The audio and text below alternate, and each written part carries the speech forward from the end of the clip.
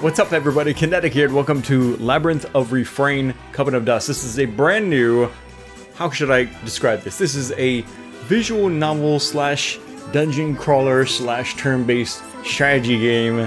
This is the same maker who developed Dusk, right? Very popular, very famous turn-based strategy game, similar to the stylings of Final Fantasy Tactics, one of the greatest games of all time. But they've gone a different route here, and a new kind of way of going about turn-based strategy. But if you've played Dusk games before, you'll definitely recognize, I think, several things in the designing of this game. Speaking of designing, developers, and publishers, I want to thank NIS America for sponsoring this video. And if you, the viewers, want to know more about Labyrinth of Refrain, definitely check the link down in the description of this video for more on the lore, the setting, the characters, the features, the gameplay, all that good stuff down in that link. Really helps when you guys click that as well. Now, what I want to do before we actually get into the gameplay is I want to take you guys through a quick run of how the game works, because it's very unusual. Unlike in most dungeon crawler games, right? You play a character or a party of characters, right? And you go about like hunting for loot, slaying monsters and stuff like that. But here you're actually an enchanted book, a Labyrinth, if you will, right? That is in the service of a witch named Dronyathat. And she has come to a very interesting town full of mysteries, but particularly has a well that is infested with monsters, poisonous gases like miasma, which prevents humans from going in there, otherwise they may be killed or turned into monsters, but of course is full of loot as well. So she has taken Labyrinth in her services to go down into the dungeon, and as an enchanted book we can then summon puppets.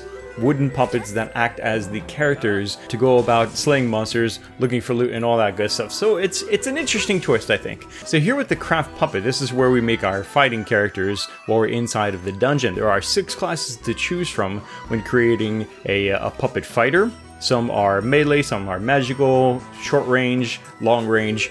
They come with 2 different genders that you can select from, and also multiple settings for appearances, as well as technical settings. For example, their fighting style, whether they're aggressive, whether they're kind of passive. Lots of different things that you can go through there, and it's worth spending the time, taking your time to go through those settings, because I find that actually to be a big part of what makes this game a lot of fun. It's rewarding to build these puppets up and then to bring them down into the dungeon and see how they perform, and think about how you can maybe tweak the next puppet, you know, that will go into your brigade. There's also another layer to it as well, the brigade formation. Here you can select the position, whether they will be vanguard or rear guard. Vanguard being, of course, the front line, rear guard being behind that, and depending on the class, the weapons and stuff like that, you may want to set them in one position or another. Currently, I've got 4 different characters that I've named and specially customized for, yeah, the kind of characters that I want in my party, and so far it's working very good. Of course, you have skills, you have gear and things like that you can select and build.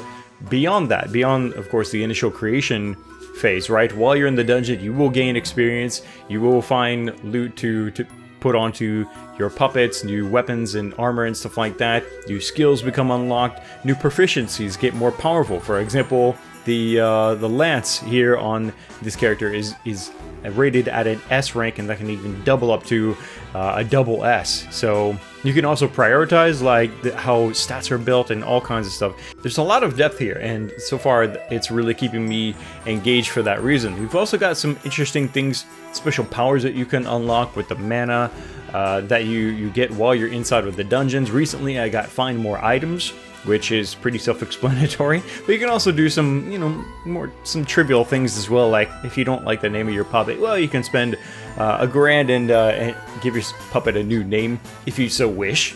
Yeah, so that's kind of where I'm at in the game, is I'm just going about unlocking the levels, exploring, getting loot, and enjoying the story, because the story is probably the highlight, honestly, of this game. I'm burning through the dungeons just to see what the next scene is. It's quite interesting. We've also got a market, your typical place where you're going to find, you know, items to buy, health items, status items, stuff like that. Let's jump down to the Cobalt Campanula, and we'll return to dungeon exploration. Alright, so we're on B1 right now, and we're getting down to this via the bucket. Oh, hold on a second. Notice the mini-map there, up in the top right corner. It really pays to explore as much as you're willing to down here in the dungeon, because you may come across, for example, that green marker. See that on the mini-map wall there? Right there? Mana, baby. Now, you find small amounts of mana, you'll find very large amounts of mana, and every time you do, you may have noticed it up in the left corner there, as the mana pool went up, so did the special item drop rate.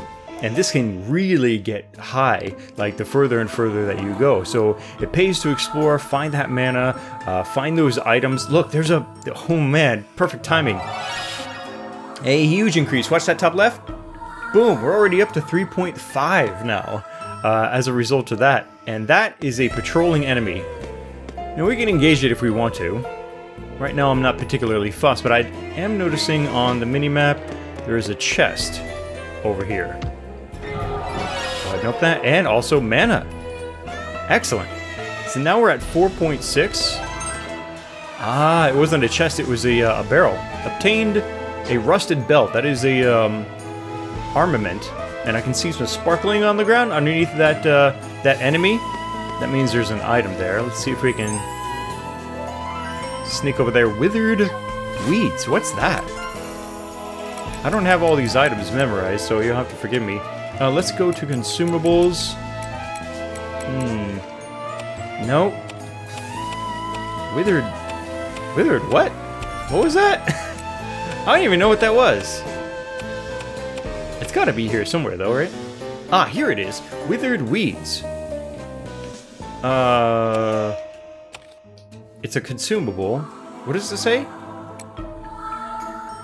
Ah, down at the bottom, right. Highly flammable, making them useful for cooking potatoes.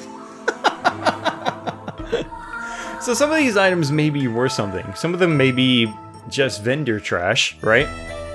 I don't actually know at this point. We know what a potato is, though, and what it's good for. Today is potato day because I felt like eating potatoes.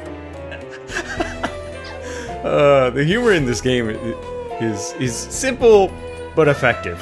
Okay, so as long as we don't get seen by that orb right there, we can just go about moving as we please. But if it becomes alerted to us, which it may at the next step, nope. Oh, we caught it by surprise. Alright, okay, cool. So, this is battle. This is how battle is performed. You can go ahead and do basic attacks if you wish. You can perform special attacks. Right now I'm really being conservative with my special attacks though, because they're expensive and I can't do them very often. I want to save them for more difficult enemies. We're just facing off against some thistleheads, which is pretty easy. We even crit that last one. Alright, sweet. So there's the finished battle screen. We've got some XP. Good stuff. Alright, so let's move on, shall we? Actually, let's check the big menu. I can check that. I'm on controller, by the way, for PC. It plays really well on controller. You can press that. You can find that by holding R1 and then pressing down on the D-pad. So this shows us the larger map than the mini, and let's see. So the blue chests represent kind of like temporary new spawned items. The gold chests represent actual permanent chests. And it seems like it might be worth going down this way. Oh boy. Yep, we're alerted. We're gonna have to do this. Oh, it's easy. Just one.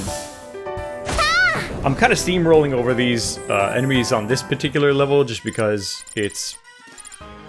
Yeah, it's something I've been through here and is not really an issue. Let's go back. Hang on a second. This room and then right here. There we go. I want to see this get up to like...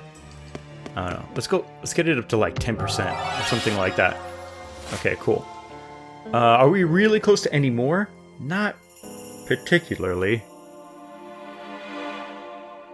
Yeah, not really. Tell you what, let's just go ahead and we will get down to the next level where we are supposed to be. Enemies aren't that much more difficult down here. But at least we have some new territory that we can run into. Okay, so looking at the mini-map, again, blue chests are kind of like new temporary items. Gold chests represent areas that I've been to. Now there's a door down there at the very bottom I can see. The bottom left. So that must mean there's an area there that I haven't been to. Look at all these blue chests here though. Wow, in kind of the center? We should definitely go that way. And that exclamation is representing a character that is looking for something that I have to deliver. Am I going the right way? I think I am. Yeah, I want to go down. And then this way. Oh, this is kind of like a hint, by the way. Just a friendly reminder of like the game mechanics. Okay, so then there's this guy. Oh. We got an accidental surprise attack. Go ahead and get rid of the shroom. I'm really excited to see a boss fight here soon. Rusted lamp again. Oh wow, here we go. So, rusted lamp, obtained a rock, old shield, and ooh, leather armor. So most of those weren't very exciting, but that last one could be nice. Yeah, we're still wearing a brigadier coat. So now we can trade that out for leather armor. Excellent. Okay. And the rest of that stuff I'll probably just sell. Hang on a second. So this, yeah, gold means it's already been turned on. Oh, look at that. There's a blue stone just sitting on the ground waiting for me to pick it up. I think this is the way we want to go. Thick clothes? Nice. Oh, I haven't been here either, have I? And there's a door here. Oh, I think, yep, we ran into a dead end, but... I was trying to be stealthy and, like, find a way to... Oh, hello there. Trying to find a way to hit it from the side, but no good. Let's eliminate the thistle heads first. Wow, one-shot that thing. And done. Ow. Oh, she has effective attacks, does she? Wait, he has guard? Against range. The rear guard character, Emma, is fighting for range. He has guard against that. That's interesting. Didn't really matter. He's dead. Dead, son. We got a sealed sword. Oh, more onions. Woohoo! I love onions. So yeah, even like the little black squares in these areas are worth checking out, just in case it turns out there's mana on the wall there. Okay, I'm already getting confused. Which way am I going? Okay, so there's stairs there, but we want to check out that area there. So I'm actually kind of going backwards, aren't I? It's this way, and then this way, this way. Hello there. Oh, really? Just you? Get out of my way, man. That wasn't even worth my time. Come on now. I can't wait to get to the next level.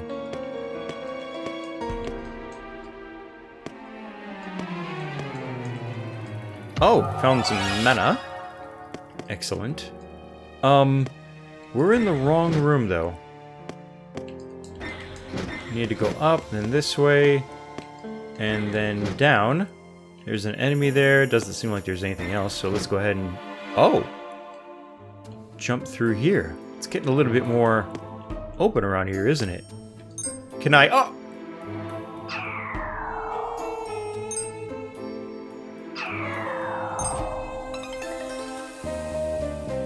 I fell a really long way. Oh, wow, that's bad. That is really bad. 3 out of 4 of my characters are completely busted. Where the heck am I? I honestly thought I could get one more step, but appearances were deceiving. I can't go that way. I can only go this way. I don't know if it's possible to enter cave. Oh boy. I have no idea what I'm getting myself into. This guy isn't even moving. I have to fight it, whatever it is. I'm so dead. I am so freaking dead.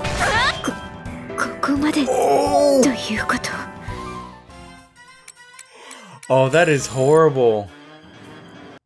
That's the first time anything like that has happened. And the penalties for such a thing happening are pretty extreme. 52% of the mana is lost. I lost a Brigadier coat. That's actually not so bad because I got a bunch of those. Geist lost 3 freaking parts. We also lost some rapport as a result of that. You know what? That's it's harsh, but it's not that harsh. So let's try to sort that out, and we'll get back in the dungeon. Actually, you know what? I'll tell you what, guys. I don't want to make these videos extremely long. I am going to break this up into another video where we explore more in the dungeon. We're going to try really hard to not repeat what just happened. We can hopefully get to the next big significant boss scene development in the dungeon. In the meantime, while I go repair my puppets and stuff like that, let me know what you guys think down in the comment section below. Click the like button to support Labyrinth of Refrain, Coven of Dusk vids here on the channel, and make sure you subscribe so you don't miss the next video. Thanks again for watching. This is Kinetic, and I'll see you next time.